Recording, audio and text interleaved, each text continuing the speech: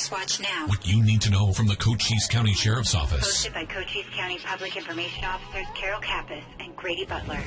First Watch on 92.3 KWCD. And it's brought to you by Sulphur Springs Valley Electric Cooperative, giving you an inside look into your sheriff's office. I'm Grady Butler, and with me is Carol Kappas, Public Information Officer with the Sheriff's Office, and Sheriff Mark Daniels. Good morning. Good morning, Cochise County. Hello, everyone. So football returns to the radio tonight. We had to take last week off. Yes, it'd be nice to get back tonight, and we'll be here at Buena. It's homecoming here in Colt territory, where Flowing Wells is coming down, and Buena, all odds are they're going to win this game tonight.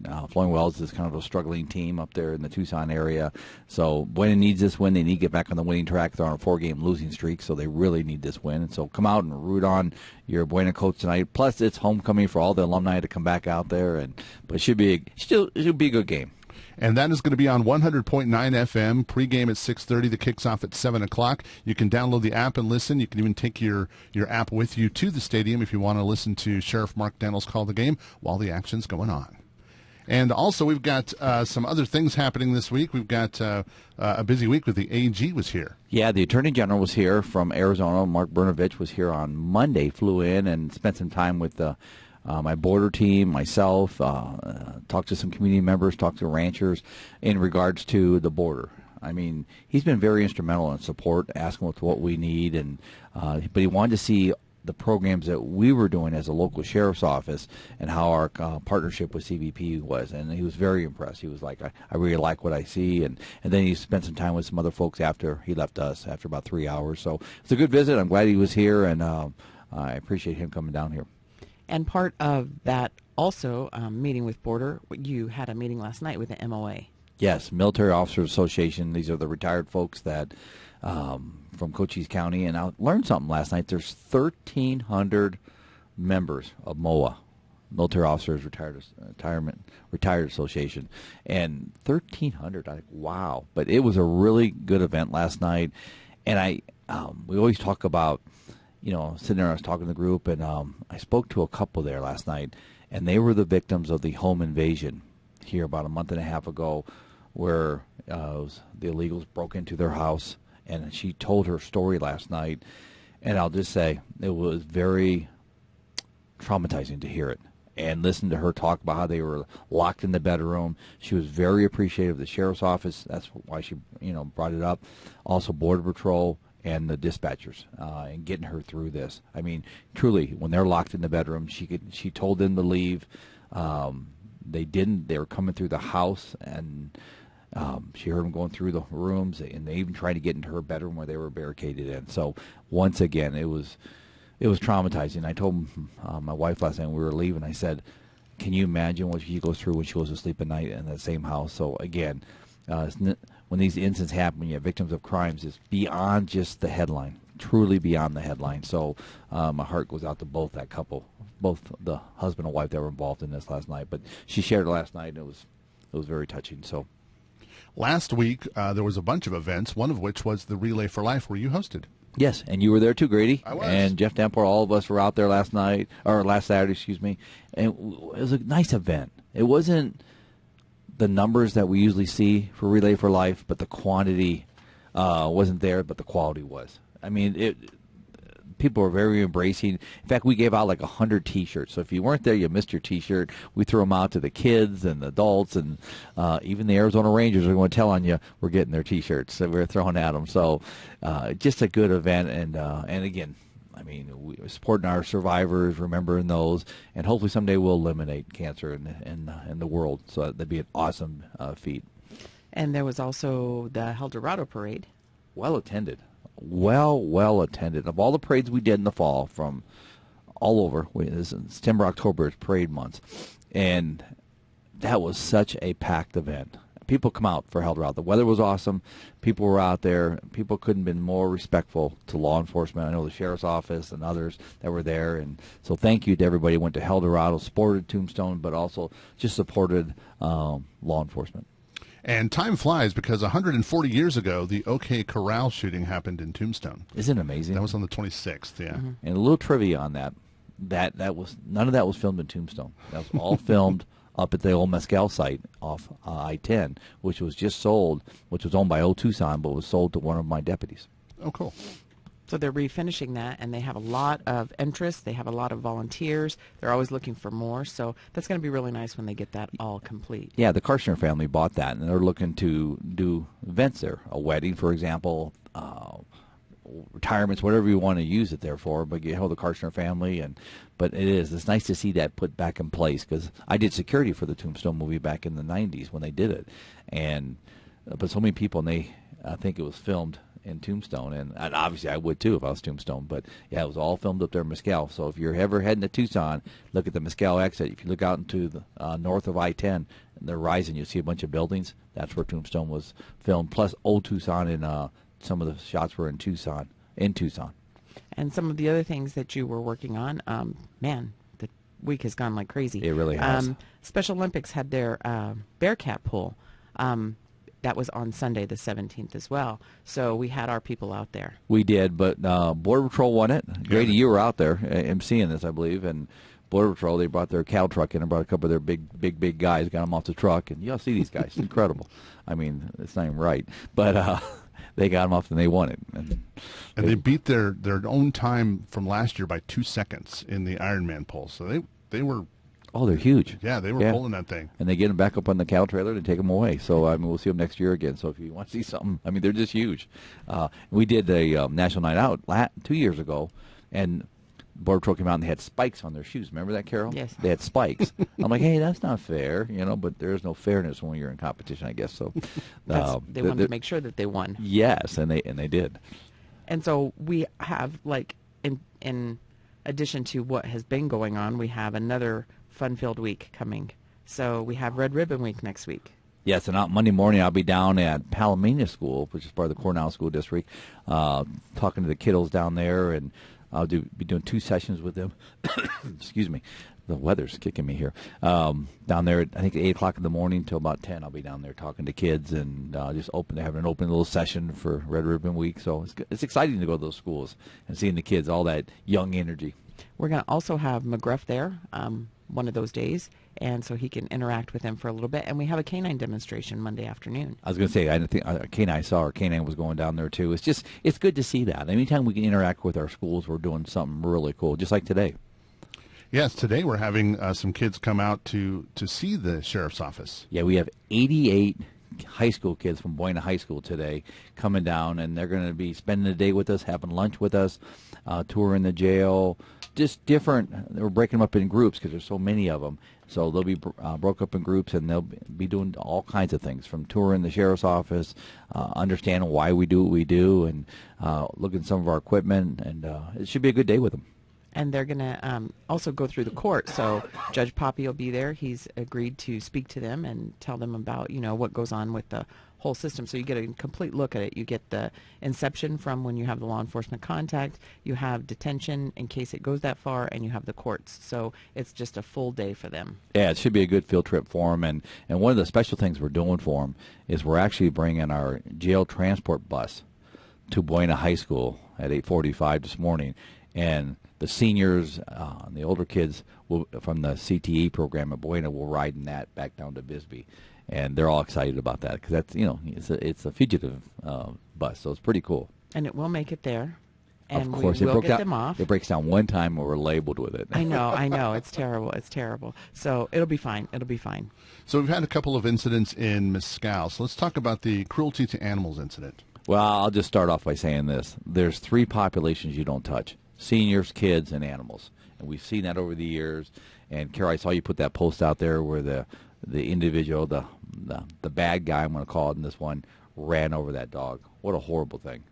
Yeah, and people had seen this particular vehicle and or person in that area being aggressive on multiple occasions, but we really have to thank the community because that was our way of getting help. Thank you to the people who captured the vehicle on their security system and shared it with the sheriff's office. Thanks for the deputy for being so proactive as to get out there and get all that information. And thanks to all of the community for calling in their tips on who they thought it was. And ultimately it resulted in did identify who it was, and they did give him a citation for cruelty to animals. So that particular thing showed, again, cohesiveness between everybody. Yeah, when I saw you post that, and I saw the incident, reviewed that, I knew once you posted that to the public, we were going to get a lot of responses. People don't put up with that, and they shouldn't put up with that. And it's good to see we made an arrest on that. Right, and then the responses included, that the same vehicle or vehicle matching this description had, been aggressive driving, had run people off the road, had, made aggressive gestures. So it just came full circle. That stuff had not been reported, but the animal part did. So I'm saying you don't touch animals. That's right. And so kudos to the community. I echo what you just said there, Carol. And I mean, if you're out there running over pets, you got a real problem. So I'm glad we arrested them. And also a homicide in Mescal. Yeah, Mescal's been an active weekend last weekend, and so I was out when this call came out. I think it was Sunday that this call came in, and thanks to DPS for giving us a hand on that one. And yeah, very unique one because this is a family member from a homicide we had a year ago, and so that's spun up the conspiracy thoughts. But folks, let the facts speak for themselves. I'll just caution you on that. And our team was out there all night. Processing this scene. I spoke to them yesterday. So again, I'm very impressed with our investigation. It's sad. Again, my prayers go out to the family on this one. I mean, there's always that secondary victim. That's the family and friends. So, but we're in there investigating this. And if you're going to be driving, this is another thing. We were talking about aggressive driving. Just be aware that there's construction in multiple places, specifically on Highway 80. Starting yesterday, Benson to Tombstone, they're going to have some construction there. And Highway 80 near Pentec Ranch, which is from the 90 junction when you're heading towards Bisbee. You just have wait times, and you have to just be patient because people need to get their jobs done, and it's for the safety of the public. It is. And I have to go from Bisbee to Benson today this afternoon. So, yeah, I'm going to go through both of those. So I'm planning on leaving a good 30 minutes early. I'm doing the right thing here because I know I'm going to hit both those delays. That's right. And they're trying to do a really good job again. So please, it's not the flag people's fault that you have to stand by, and it's not the people around you's fault necessarily that you're stuck in the middle of them. So just be patient. And slow down. Mm-hmm. I mean, these flagmen are out there, and women, slow down. I mean, they're out there all day. Talk about a patient game. Watching people come flying up on them and people get irritated. It is not their fault. They're doing a job, and they're trying to keep you safe because that equipment's actually on 80 by Pentec Ranch. They're knocking that mountain down. Mm-hmm. So, again, that's a very dangerous area, so be careful going through there. And now it's time to start talking about some events that are coming up. We've got the Douglas Trunk or Treat coming up on the 29th. And, Carol, you've been involved in that for a long time, and I credit you and your staff going down there, and that's a huge event. It is. We try to gather candy, so we take donations from the entire department to the point of nagging, sending out emails, sending them scary photos, saying, hey, we have a doll that's, about, 3.5 feet tall. Typically on a year, not last year, but every other year, we would have had candy like that would have buried that doll. Now we have it to her maybe ankles, so we need to really get more candy. So I'm harassing people trying to get them to donate more candy. I'm going to get more candy over there and make sure, but trying to get as much as we can because they've had like 3,000 kids go through there. It's crazy. So all public safety and local government for Douglas have been phenomenal. Local government from Douglas, the one that puts that together. And so everybody gets out there and they get a chance to interact with the kids and the families in a positive and proactive manner. We get to tell them about safety, Halloween safety, but general safety. Watch your kids. Be careful of your families. So it's a good way for us to interact in a community where they don't just see us as being reactive if there's a bad thing happening.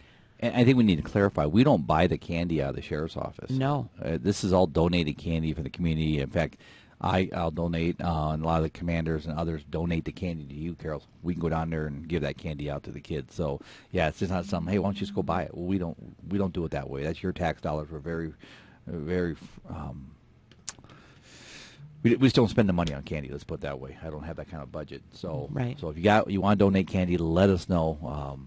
or drop it off at the sheriff's any sheriff's office, and get it to Carol Kappas. Yeah, and so, even our staff, like our support staff and our detention staff, they've been phenomenal in dropping off bags and bags and getting, $50, $60 worth of candy.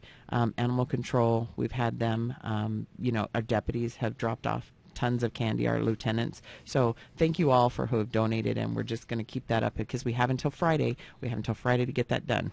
And candy's not cheap. It is not. For cavity drivers, it is not cheap. I mean, so, yeah, but if you want to donate, please help us out for this. It's going toward the kids. And one of the other things we do is we have a pumpkin contest. That's an internal thing. You guys do so well on that. And we want to make sure that we, get votes from the outside. So we'll be posting our pumpkin pictures so people can vote. We have a couple of submissions already, and some of them are really, you have to look at those pumpkins that our staff put together. Oh, they're and you incredible. have to kind of wonder a little bit about what goes on their homes. That's right. They make some pretty. I mean, I'm always impressed every year to see these pumpkins, and wow, and I'm thinking, wow, that's a lot of imagination, creativity, and some other thoughts. Yeah, so get ready because that's going to be coming next week. So that's our Halloween stuff, and we'll talk about Halloween safety next week on the show too. So sounds good. Just be ready; it's coming. And then we have new hire testing coming in Douglas tomorrow. Yes, we've really put a kick up when it comes to our hiring. We did testing 2 weeks ago. We're really trying to get them pushed through. I mean, hiring right now is a real challenge in law enforcement, thanks to the scrutiny that's been attached to us. But we haven't been affected as much as some areas, but we've still been affected. So we did it a couple weeks ago. I think we had 7 come through that process successfully, still in the process. But we're testing again tomorrow at 8 o'clock in the morning down at the college in Douglas. And I'm not sure the numbers on that one, but I'll be around down there in the morning. I greet my senior command, we greet them and thank them for coming out and testing with us and wish them well. So I'll be doing that in the morning. And also on the way is the Cochise County Sheriff's Charity Ride. Let me tell you, that's to the Community Outreach Unit, you, Carol, and our Sheriff's Assist team, Ray McNeely and Ed Gray, the sergeant. They've done an amazing job of putting that together. And Todd Lindahl, our sergeant, oversees that unit. I mean, bringing that together. And this year we're giving out, correct me if I'm wrong, $40,000 of community money that's been donated. Big shout out to the credit union, American Southwest Credit Union, and Lawley Automotive. They pay for our expenses, so every dollar donated goes right to a nonprofit. And we always hit the veterans groups, the youth groups. We're doing Wilma's group this year, which was on the show last week. Well, what's her group called? Mosaic. Butterfly Club. Butterfly Club. And then Shop of the Cop out of Benson for the kids. We're helping that one too again this year. Yeah, and I tell you, that's one of the ways to give back to the communities. And that money all stays local with our nonprofits. So every week until the actual event, we've tried to have one of the recipients because there's 4 recipients. So today we're going to also have the American Legion Post 52 that's going to be here. And then we have one more, the Lobo Club, we're going to have next Friday. And then we'll be ready for the event. And, take a look at the webpage and see if you can sign up. It's going to be fun. You have your ride that you get to go on. There's 2 options that you have there. And the raffles are amazing. They're just amazing. Minimum $500 each. Yeah, and $6,000 plus for raffles, total for raffles. So the team went out and did, just an incredible job of bringing this program together. It's the first Saturday in November 6th, I think. November 6th. Will be the event, and we rally at the Lawley Nissan on Friday Boulevard. So come on out, bring your side-by-side, bring your Jeep, bring your motorcycle. Come out, join us, and it's for a great cause. And there's a new group that we've have started to, it's in its infancy stages. It's called Cable, and people are going to start finding out a little bit more about that group. I'm impressed, and that was a program that Brian McIntyre, the county attorney, and I seeded up. We brought in the police chiefs, and that's a group of community leaders, and very, very strong community leaders. You got Judge Conlog that's overseeing this, retired presiding Superior Court judge. You got Jackie Clay, the county superintendent. You got educators. You got health people in there. You got mental health folks. I mean, you name it, they're in there, and they're there to work with public safety. Now, if we have an issue, we want to talk to them about something going on in the community. If people want to talk to them, I mean, it's just a way of bringing more transparency into law enforcement. And they're actually a liaison between, their communities and law enforcement. So you have them, their business people in there as well, so that they can kind of counteract any information, misinformation, disinformation, bad information. They can kind of counteract that with the reality and the truth. And so it also gives us an insight of what's going on and what's being said and happening in our communities. So it's a really good way to get together. It's kind of been struggling for a little bit, but Judge Conalong has been taking the reins and actually making it its own group, separate and apart, so it's not beholden to any one agency or organization. And you're going to see a lot coming out. They're going to start advertising. You're going to see some of the good things they're doing, having newsletters talking about the good things that are happening in the different departments, and moving the meetings, their monthly meetings, and moving them around the communities every month, so it's not just a stagnant thing. So looking forward to some changes and some exciting things coming out of that group. Well, again, besides transparency, as that extra voice for the community. I mean, they're out there, they're dispelling bad things, that rumors, for example, they get out there saying, no, this is what's really going on. But also, if there's an issue they have with us, they can come talk to us. I mean, this is, I see all positive coming out of this. I'm very thankful for this group of community leaders throughout Cochise County to come together, work alongside public safety, but also help tell us what's going on, tell us what they like, what they don't like. And we're fortunate in this county that we're very proactive when it comes to community trust at all levels here. So, again, having this just adds another layer for us. And your stop of the week has to do with headlights. Headlights. I see it all the time, and folks, I'm sure you do too. The law on headlights is from sun up to sundown. Very simple.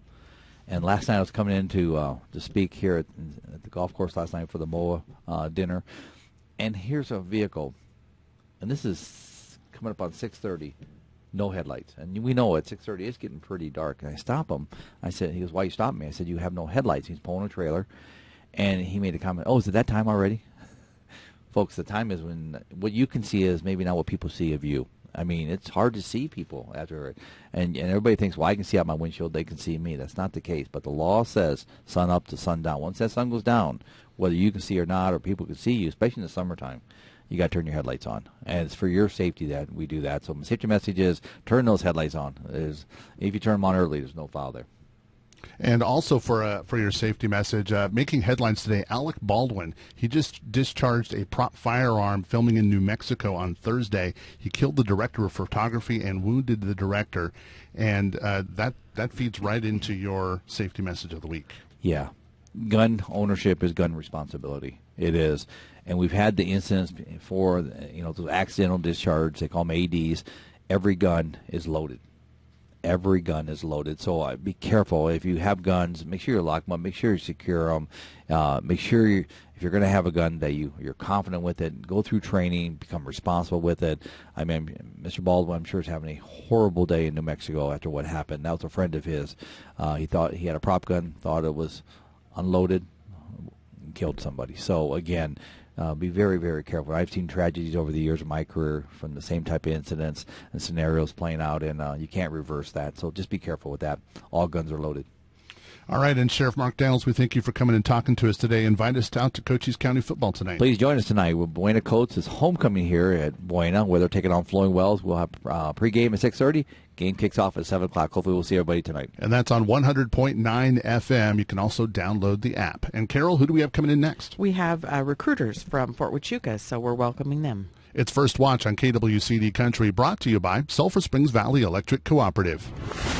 Cherry Creek Media wants you to know. Hey, Cochise County, the 9th Annual Cochise County Sheriff's Office Charity Ride is coming on November 6th. Jeeps, motorcycles, and side-by-sides are all going to be included. You can choose on or off-road routes, and you're encouraged to show your support for America and public safety personnel. Cost is $17 plus $10 per passenger, and kids are $5. 100% of the proceeds go back into our communities through American Legion Post number 52, the Butterfly Club, Coronado Lobo Club, and Hearts of Gold. Registration includes a ticket for the ride, a ride pen, and if you complete the ride, you'll get a beautiful challenge coin. This year's registration is online only. Purchase Charity Ride swag or register at cochise.az.gov/sheriff/charity-ride. Special thanks to our presenting sponsors, American Southwest Credit Union and Lolly Automotive. It's First Watch Now. Hosted by Public Information Officer Carol Kappas and Grady Butler. On 92.3 KWCD. And it's brought to you by Sulphur Springs Valley Electric Cooperative, giving you an inside look into your sheriff's office. I'm Grady Butler, and with me is Carol Kappas, Public Information Officer with the Sheriff's Office. And we've got the Army recruiters in the studio with us this morning. Good morning. Hey, good morning. Good morning. We have Staff Sergeant Gisabel and Staff Sergeant Montoyo. Montano, okay. Thanks for coming in today and talking about Army recruiting. Thank you for having us. Well, let's talk about the opportunities that you guys offer. All right, yeah. So we'll start with the job opportunities that the Army offers is not so much comparable with the other branches. The way that we work our job opportunities is we let the applicant decide what job they want to choose or what job sounds interesting for them based off of their ASVAB score. So that's one of the that's our biggest point for the Army, is having the applicant choose their job. Our job opportunities either during or after the military is very easy to get. During the military, those applicants are at that point soldiers, gain certain certifications and training that will be useful for them both while they're in the Army and after they transition out. So it's easier for employers to kind of reach out and give them that first interview based off of their certifications and what they've done with the Army. So those are some job enhancing opportunities that the Army offers. There's also lots of benefits that you guys offer as well. Absolutely. That comes with both health benefits, employer benefits. What other benefits would you say? There's the health benefits, the health insurance benefits, stuff like that. We have a lot of people, they lose sight of the benefits that the VA offers after the Army as well, or like the VA home loan, the business loans. There's so much that comes with it that a lot gets lost until people are actually in the Army for a while. They hear the stories of their buddies that actually get to use those benefits, because some of those you have to wait to have a certain amount of time in service. There's the education benefits like the GI Bill, the post 9/11 GI Bill, to get your school completely paid for. You get a housing stipend on top of that. There's all kinds of benefits out there that the Army offers to people to just help them succeed in life. Yeah, not only that, but it's a steady income that is offered for people if no matter what you do during this past COVID season. Most people were laid off. The military kept on going. Even though we weren't working in person, we were still getting paid that whole time. So it's a good stability for people with family. One of the things you talked about was picking your job. So how all the things the Army has to offer, how do you pick a job? So that's based off of the the way that the way we do it is the applicant will take an ASVAB. Once that ASVAB goes through the system and we input it into the system with the scores, we're able to see into the system nationwide what jobs are available for what dates. Based off of the scores, because it's an aptitude test, it'll populate jobs for them that they will be a better fit in for them. So, for example, if I'm good at mechanical, I'm good with mechanics. I can tell you everything about a car. That's part of the test as well. So once I input those scores into the system, I will most likely get mechanical jobs because those scores were so high. So my interest right there for mechanics is or mechanical stuff is there already. So it piques that interest. Now, if I also qualify for something else like technology-wise, if I was really good with computers and everything, that aptitude test can recognize that as well. It'll populate that job for me as well. and if that's something I'd like to pursue, then I can most definitely choose that job as well. And all this is done in the office, in the recruiting office. There are certain situations where it's done in MEPS over in Phoenix, but for the most part, we like to do it in the office, and that's called a job reservation. We'll reserve that job for that individual so that when he or she goes up to MEPS, he'll have that job. He or she will have that job there for them, so they have that predictability of knowing exactly what they're going into. And before we went on the air, we were talking about how the Army has changed. So kind of give us an overview of how the Army's changed over the past, say, 50 years. Absolutely, yeah. So we get a lot of, especially during school interactions, we get a lot of people asking, why is it that there is so many homeless vets? Why are there a bunch of people in the corners asking for money for jobs, and they claim to be of a veteran status? Well, they could be a veteran or they could not. Who knows, right? But if they are, this was 50 years ago. The way I've heard some people explain it is everything changes, from 50 years ago. Just like high school changed, I bet your experience in high school was a little bit different than most people in high school right now. It's just very different. Some people got spanked, some people didn't, So that's the biggest changes. Within 50 years, the Army has changed so much, and it helps soldiers so much through their process now because they don't want that picture painted for, applicants now, right? So during the Vietnam War and all those wars, maybe, the Gulf War, people maybe didn't have the same opportunities we have now. Maybe they didn't take advantage of those opportunities. Just like we mentioned earlier, the VA and all these different things that are offered. Or maybe they just, were dishonorably discharged.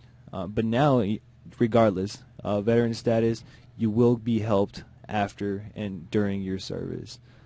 So it's definitely changed a lot.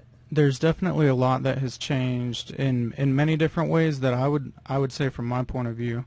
So with what he's talking about, the whole transitioning out of the Army process, I've been in the Army for 10 years, and I've even seen changes with that to where you go through a whole transition process where they pretty much force you to go to appointments to learn how to build your resume, learn how to conduct a job interview.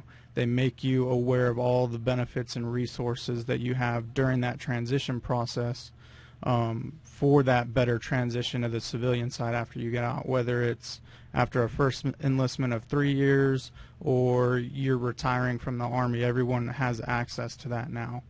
And I would say even regarding stuff like the housing on Army bases, when I first joined the Army 10 years ago, I lived in the barracks, and it was not the best living situation, I'll tell you that.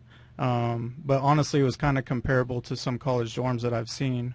I had my own room. We shared a bathroom down the hall, stuff like that. But I deployed and came back, and all those buildings were completely torn down and rebuilt brand new buildings with 2 separate rooms, a kitchen that you share, a bathroom that you share with one other person, kind of more like the upscale college dorms now. I mean, it can be stuff like that, or just how the culture's changed over the years too. I guess it makes things different just because I've seen the last 10 years and so much change in that. And so many people I hear talk about the changes that happened before that too. So yeah, it's definitely changed a lot. Well, let's talk about predictability. Yeah, so predictability in the Army is especially, the beginning when an applicant has processed through. Like I said before, the predictability of the job that we reserve, they'll know exactly what date they're leaving, where they're going, how long they're going to be there before they come back or, go back to their duty station or whatever the case may be. But all those dates will be in their contract. They know exactly how many years, how many months, and how many weeks they're going to be serving in case, their parents want to ask or something. So it's very predictable. The only thing, we can't predict is where they're going after basic training, because at that point, it's needs of the Army. They will be going, nationwide. Sometimes they even go to Germany, Hawaii. It's a great way to, travel. But, yeah, that predictability is there for them. We won't give them an open contract and be like, hey, go back to your recruiting office and pick a job, see when you leave. That doesn't happen with us. The Army's, they'll give them, like I said, the date they're leaving, where they're going, and the whole nine. So. All right, so how does anybody apply for this job? Where do they go? Where do they start? Absolutely. So they can contact us. So we're in the recruiting station right next to Peter Piper Pizza. That is our recruiting station. They can walk in, call, make an appointment. Google Maps usually takes you there. We also have our phone numbers. My cell phone number is 520-237-3881. And they can, text, call. We're usually pretty available, Monday through Friday, 9 a.m. to 5 p.m. Just if anybody's interested, just set an appointment with us. Let us know you're trying to join, and then we're also very active in social media. So if you guys want to contact us through Facebook or Instagram, my Facebook is Omar Montano. That's Montano, and my Instagram is Omar OMAR _Montano _95, and usually I say up till 11 p.m. on social media, so in case anybody is thinking about it late at night, and they want to join. So. Well, we thank you for serving our country, and we thank you for doing what you do, and we thank you for coming and talking to us today. I appreciate all the support. Thank you. It's First Watch on KWCD Country, and it's brought to you by Sulphur Springs Valley Electric Cooperative. Cherry Creek Media wants you to know. Hey, Cochise County. The 9th Annual Cochise County Sheriff's Office Charity Ride is coming on November 6th. Jeeps, motorcycles, and side-by-sides are all going to be included.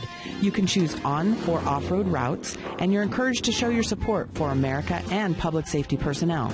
Cost is $17 plus $10 per passenger, and kids are $5. 100% of the proceeds go back into our communities through American Legion Post number 52, the Butterfly Club, Coronado Lobo Club, and Hearts of Gold. Registration includes a ticket for the ride, a ride pen, and if you complete the ride, you'll get a beautiful challenge coin. This year's registration is online only. Purchase Charity Ride swag or register at cochise.az.gov/sheriff/charity-ride. Special thanks to our presenting sponsors, American Southwest Credit Union and Lolly Automotive. It's First Watch Now. Hosted by Public Information Officer Carol Kappas and Grady Butler. On 92.3 KWCD. And it's brought to you by Sulphur Springs Valley Electric Cooperative, giving you an inside look into your sheriff's office. I'm Grady Butler, and with me is Carol Kappas, Public Information Officer with the Sheriff's Office, and our next guest. Welcome back, Cochise County. If you're driving to work, please be safe out there. So we have Steve Boyce from Horse and Around Rescue. Thank you so much for coming in today. You're very welcome, ma'am, always. So tell us a little bit about what you were doing tomorrow. We have an open house at the rescue at the Single Star Ranch. It starts at 10 o'clock. It goes from 10 to 3. We have everything you can think of in the way of horse rescue things. We have horse demonstrations. We have stuff for kids to do. We have a kids obstacle course that we've in the process of building this morning, actually putting the final touches on it. And we are showing off our horses. We have some people from the Sheriff Department are coming in there to show off what they have. The Border Patrol said they're going to come. We have community people from the Fire Department coming from Palominas Fire Department.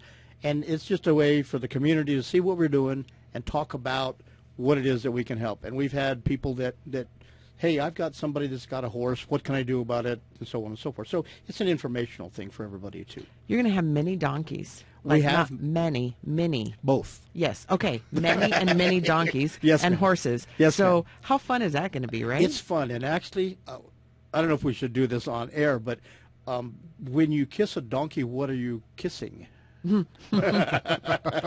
Without answering the question. But anyway, come play with our donkeys. I mean, All right.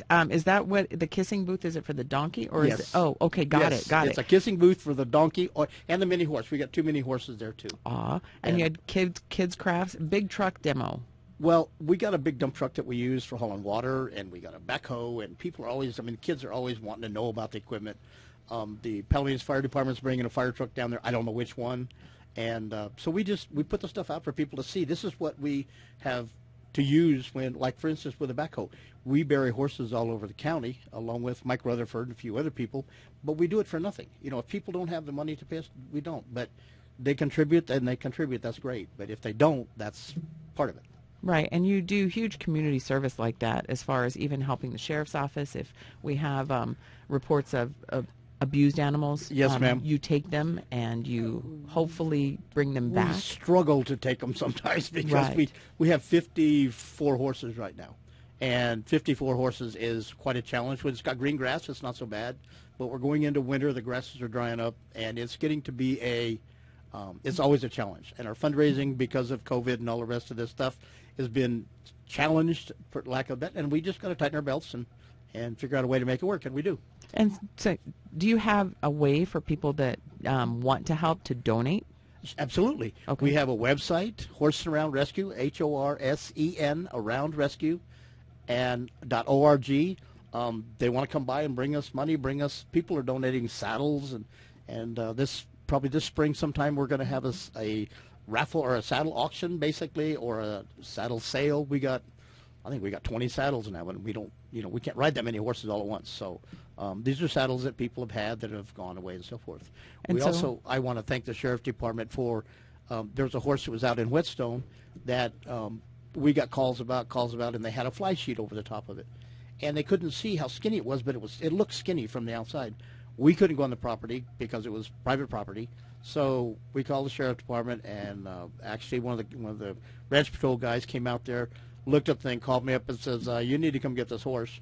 We took the fly sheet off and took pictures of it. And anyway, he's going to be there. He's gained probably 100, 150 pounds. He's happy. He looks wonderful. We call him Journey because it's quite a journey to get to the rescue for this poor horse. Wow. And so it's things like that that you guys are the professionals in, and that you're taking the time and the effort and the money you're out of your own organization to make sure that you take care of these animals. Yes, ma'am. And we do. We got lots of stuff. We have lots of help from Gary Thrasher helps us a lot from, as a veterinarian stuff if we know vet practice. And there's just lots and lots of community support. And that's we've done it for 11 years. It blows my mind still. I can't imagine we've been doing it that long, but it seemed like only yesterday when we started. So you open your doors and you open your pasture gates, and people can volunteer to help with the animals? They can volunteer to help. We have volunteers that feed in the morning. They can feed at night.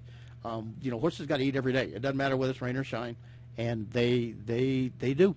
They like to eat. So, and we keep them in. Most of them, some of them are actually a little chubbier than they probably should be, but it's just part of it. You know what I'm saying? And so we really appreciate the help from the Sheriff's Department, because if I get a problem and I got something somebody calls me about, I can call the Sheriff's Department and say, hey, can you guys go check this out? Or I go look and send them pictures, and they send stuff. I mean, I had a call from, it was weird. We had a call from another rescue up in New River, up north of Phoenix. And they called me because a truck driver had called them because there was a horse in San Simon, which is down here, that was really skinny along the side of the freeway. And it's like, it's just a network. And that network is really, really, it's important, and it works, and it's really amazing. It's most of us are all volunteers, except for Sheriff's Department. You guys get paid. But how many hours do you spend working on stuff that you don't get paid for? Right. But you don't answer that, do you? No, not at all. Because it's part of the job, it's part of the service, and exactly. Just exactly what you're doing. So tell us again how people can come and see how amazing you are and what a great job you do tomorrow. Great. It's at 10 o'clock is when the gates open.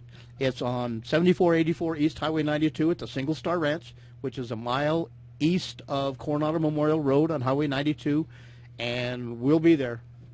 And you have bagpipes too, so we got a lady. Oh yeah, she adopted a donkey from us that we've been trying to find a home for, an old donkey, and she had these bagpipes in her house, and I said, "Do you play those?" She said, "Oh yeah." So she's coming. She said I'll come play. So she's got two different kinds of bagpipes. She's got the loud ones for outside, and she's got the quiet ones. And I didn't even know there was two different kinds of bagpipes. Is there a quiet bagpipe? There's a quiet bagpipe. Okay, got it. I don't know what that is yet, but we're going to find out. Well, Steve, thanks for coming and talking to us thank today. you for all of what you do. You guys are amazing. How can they get a hold of us at the Sheriff's Office? Just go on to our webpage at cochise.az.gov/sheriff, and you can take a look at us at our social media, Cochise County Sheriff's Office, Sheriff Mark J. Daniels, and we have our Instagram and we have our Twitter. So just log on, you can see it all, and reach out and touch us. It's First Watch on KWCD Country, and it's brought to you by Sulphur Springs Valley Electric Cooperative. You You've been listening to First Watch with the Cochise County Sheriff's Office. Hosted by Cochise County Public Information Officers Carol Kappas and Grady Butler. Join us again next Friday morning, 7 to 8 a.m. First Watch. What you need to know from the Cochise County Sheriff's Office. Only on 92.3 KWCD.